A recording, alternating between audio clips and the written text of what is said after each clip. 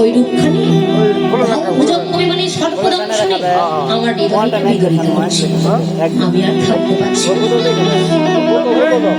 ওই রূপে নয়ন আমার এমন হলো, আমার ঘরেও যেন মন বসে, মায়ার ঘরে ঘরে যেন আমার আর মন বসে। আমার এমন হলো, মন বড় চঞ্চল হয়ে গেছে। বলে এখন আমার উপায়, যারা গৌরী, যারা গৌরী প্রেয়সী ভক্ত বাবা, তারা কি কোনোদিন ঘরে থাকতে পারবে না? কারণ আমার গৌর কিন্তু নিজেই ঘরের বাইরে, তাকে যারা ভালোবাসে, তাকে যারা আশ্রয় করে, তারা কিন্তু কোনোদিন ঘরে থাকতে পারে না। আমার গৌরীর মতো তাকে গৃহত্যাগী হতে হয়। তার সাক্ষাৎ প্রমাণ শ্রীজীব গোস্বামী প্রভুপাদ, রূপ গোস্বামী প্রভুপাদ, সনাতন গোস্বামী প্রভুপাদ সাক্ষাৎ দৃষ্টান্ত দিয়ে গিয়েছে। জমিদার পুত্র রঘুনাথ দাস, জমিদার পুত্র হয়ে তার কোনো দরকার ছিল কি, প্রয়োজন ছিল যে গৌরের মতো গৃহত্যাগী হয়ে যাবে? সংসার ধর্ম ছেড়ে দিয়ে প্রতিনিয়ত গৌর সঙ্গ ভগবান ভক্ত সঙ্গ করেছিলেন। কিন্তু রঘুনাথের মা একদিন মনে মনে ভাবনা করেছিল, হ্যাঁ গো, রঘুনাথের পিতাকে ডেকে বলছে, এই যে আমাদের একমাত্র রঘুনাথ যেভাবে গৌরের সঙ্গে মিশে গেছে, তো আর কোনোদিন ঘরে থাকবে না। আমাদের রঘুনাথকে ঘরে রাখার জন্য তুমি একটা উপায় খুঁজে বের করো। বলে, তুমি পাগল হয়েছ? এই উপায় আমি খুঁজে বের করবো? বলে, কেন? আমাদের আস্তাবার বিষয়ে সম্পত্তি যাহা কিছু আছে, সমস্ত কিছু তুমি রঘুনাথের নামে লিখে দাও। দেখবে আমাদের রঘুনাথ অর্থ সম্পত্তির বিষয়ে সম্পত্তির লোভে পড়ে সে আর কোনোদিন গৌর সঙ্গ ভগবত ভক্ত সঙ্গ করতে যাবে। রঘুনাথের বিদায় বলে তাই করছে। আর সন্ধ্যাবেলা ভক্ত সঙ্গ করে রঘুনাথ যখন ঘরে ফিরছে, মা আদর করে সেবা যত্ন করে ঘরের মধ্যে সেবা দিয়ে সঙ্গে হাত বোলাচ্ছে আর বলছে, বাবা রে রঘুনাথ, বাবা তুই যেভাবে গৌরের সঙ্গে মিশেছিস, আচ্ছা বল না, এভাবে গৌর সঙ্গ ভগবত ভক্ত সঙ্গ আমাদের কি লাভ হবে? কেন দুদিন আগে হোক আর দুদিন পরে হোক, এই সংসারের হালটা তো তোকেই ধরতে হবে।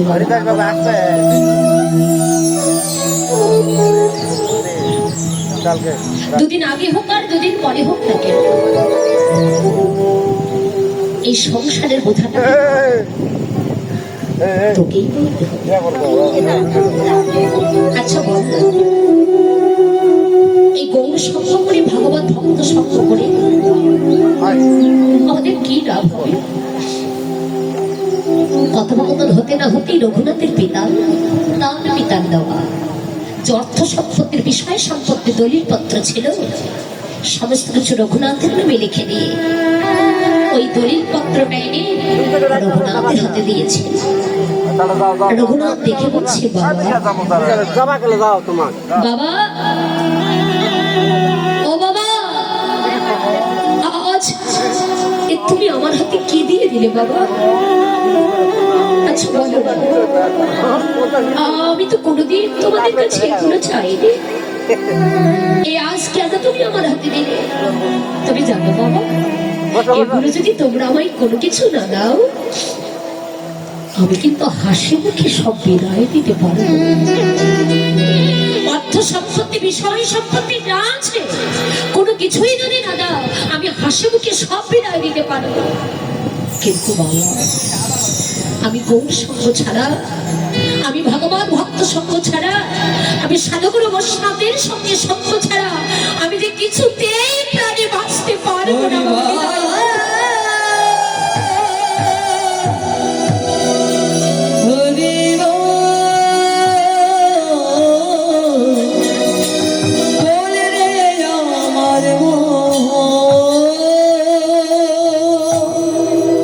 আমি কিছুতেই প্রাণে বাঁচতে পারবো।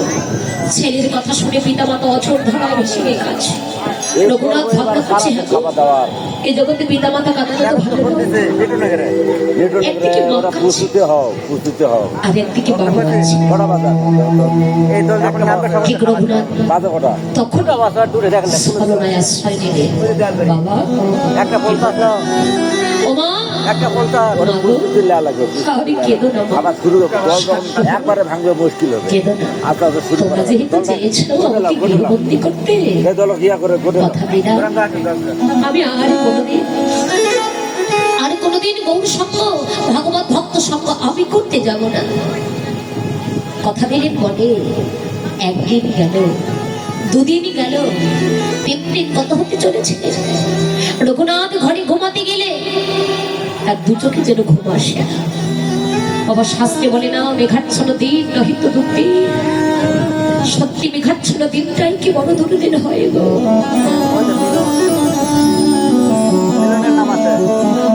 মেঘাচ্ছন্ন দিন নহিত দুর্দিন।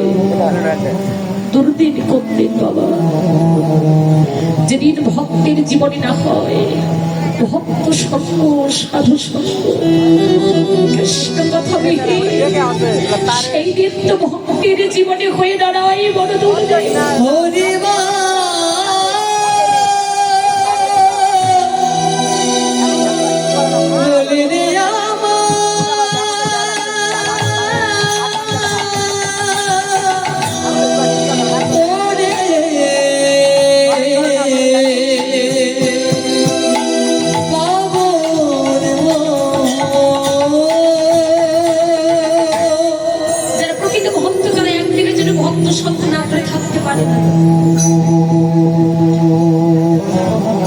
একদিন গেল, দুদিন গেল, 3 দিন গত হতে চলেছি। যখন ঘরে গেলে ঘুম আসে না।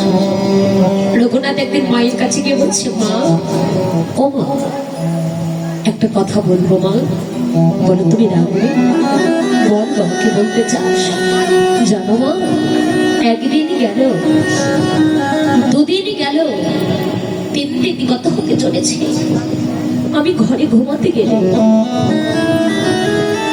আমার যে কিছুতেই ঘুম আসে না মা।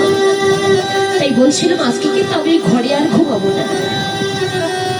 আজ আমি ওই যে বাহিরে মন্দিরের বারান্দায় গিয়ে কিন্তু আমি একটু ঘুমাবো। মা বলছে কেন রে আমাদের ঘর থাকতে কেন তুই বাহিরে মন্দিরে বারান্দায় গিয়ে ঘুমাতে চাইছিস? ও আমাদের ফাঁকি দিয়ে আমার কোথাও যাবি নাকি? ছেলে না বলার পূর্বেই মা কিন্তু বুঝতে পেরেছে সন্তানের মনের কথা।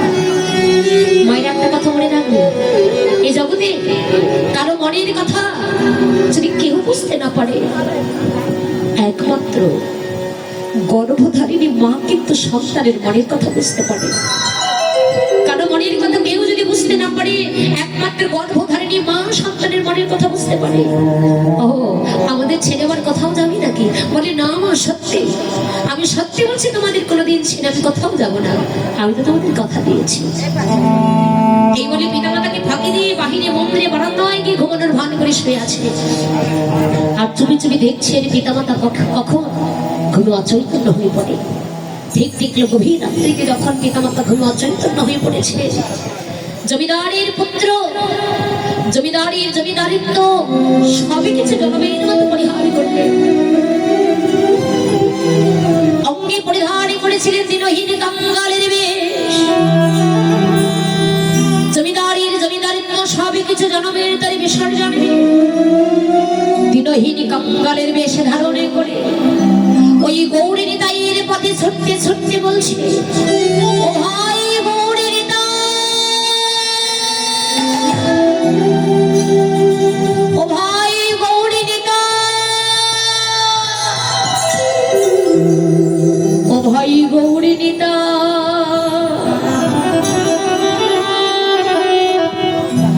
তোমরা যেন আমায় চরণে ছাড়াও।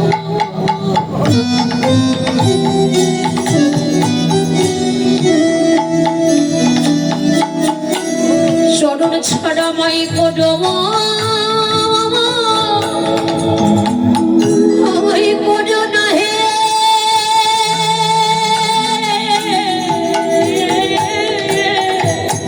ও ভাই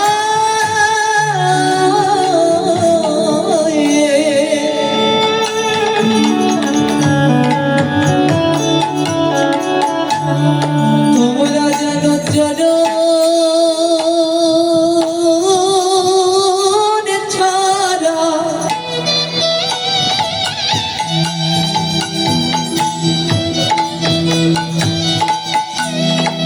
ওগো করো না রে।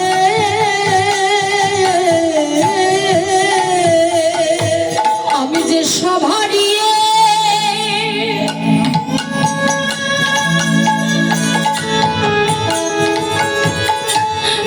তোমায় ভালোবাসিলাম,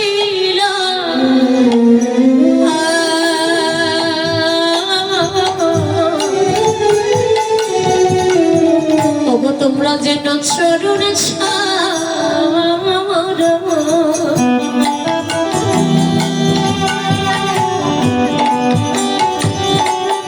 চরণ ছাড়াই আমায় করো না হে।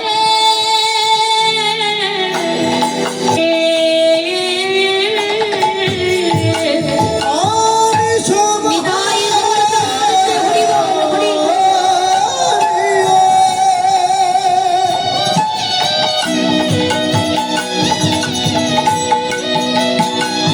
তোমায় ভালোবাসিলাম,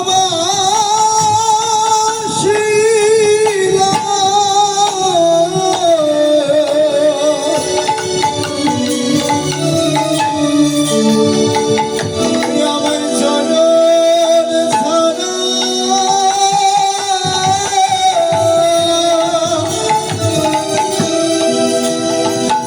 তুমি করো না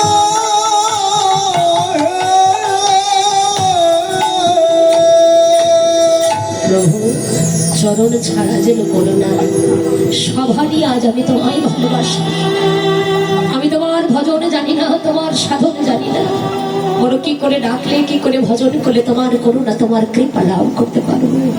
সবকিছু হারিয়ে তোমাকে ভালোবেসে এই পথে আমি দাঁড়িয়ে আছি। একই জন্ম নয়, এই জন্মের ন্যায় প্রতি জন্ম জন্মান্তরের মতো যেন তোমার এই রাঙ্গা যুগল চরণ হতে তুমি আমায় করো। তোমার ওই চরণের এক পাশে আমার আশ্রয় দিও। এই জগতে যার যেমনই ভাব তার তেমনই লাভ। যে যেভাবেই ভগবানকে ভজন করে না কেন, ভজন যদি সঠিক হয়, ডাক যদি সঠিক হয়, সঠিকভাবে সঠিক সময়ে সত্যভাবে হৃদয় অটুট প্রেম ভক্তি ভালোবাসা দিয়ে যদি তাকে ডাকার মতো ডাকা যায়, ভক্তের ডাকে ভগবান সারা না দিয়ে কোনোদিন দূরে থাকতে পারেন না। এই জগতে শুধু ভক্ত ভগবানের কাছে যায় তা নয়, আমার ভগবান ভক্তের কাছে ছুটে যায়। নদী যায় সাগরের কাছে, কিন্তু না, সাগরে নিজেই ছুটে যান নদীর কাছে। ভক্তকে ভগবানের কাছে যেতে হয় না, ভক্ত যদি ডাকার মতো ডাকতে পারে ভগবান ছুটে আসতে বাধ্য। কিন্তু আমরা ডাকার মতো ডাকতে পারি না, তাই ভগবান তো আমাদের কাছে আসতে না। সনাতন শিক্ষা মহাপ্রভু সনাতনীকে ডেকে বলেন, সনাতন কোন ভক্ত যদি আমার নামের প্রেমে দুঃখটা নয়নের বাড়ি ঝরাতে পারে, আমি ভগবান ওই ভক্তির জন্য অনন্ত ফোঁটা নয়নের জল ঝরাতে পারি। কোন ভক্ত যদি আমাকে একবার দুবার ভাবনা করে, আমি ভগবান ওই ভক্তকে অনন্তবার বহুবার ভাবনা করি। শুধু তাই না, কোন ভক্ত যদি আমাকে পাবার জন্য এক পদ অগ্রসর হয়ে যায়, আমি ভগবান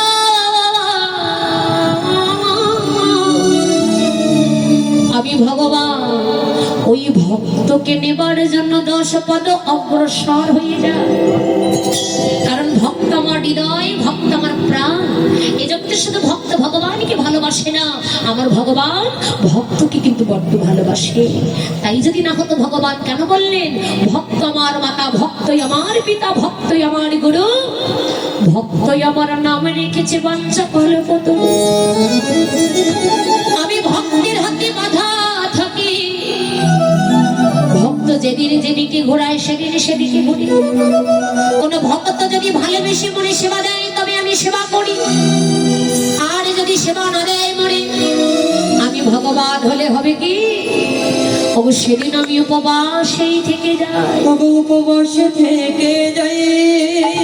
ভগবান বলেন ভক্ত যদি বলে দেয় তবে আমি সেবা করি, আর যদি না দেয় আমি ভগবান হলে কি হবে?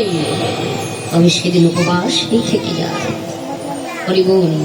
এই জগতে ভগবানও কিন্তু ভক্তকে বাবার জন্য খায়। তাই বললেন মোদের সেই না করি অপর করে এক সজনীকে ডেকে বলেন সজনী, আরে ও সজনী, সেই করে আরোখানে দর্শন করে আমার কি হলে জানিস?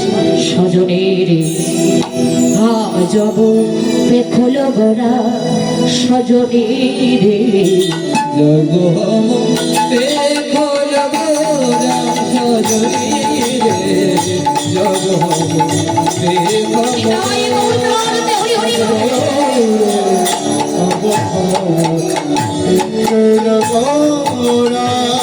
অগলরে বেদের না পাই মদন লাল সে মন ভরা।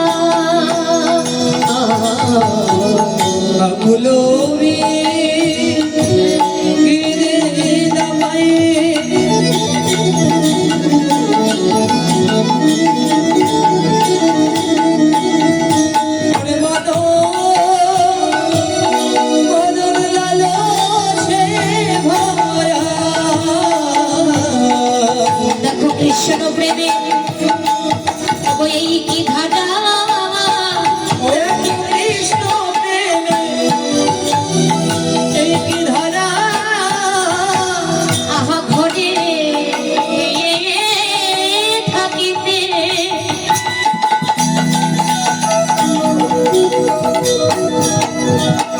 অগ পড়ে না তারা। দেখো কৃষ্ণ প্রেমে কেমনি ধরা, ঘরে থাকিতে আর পারে না মারা।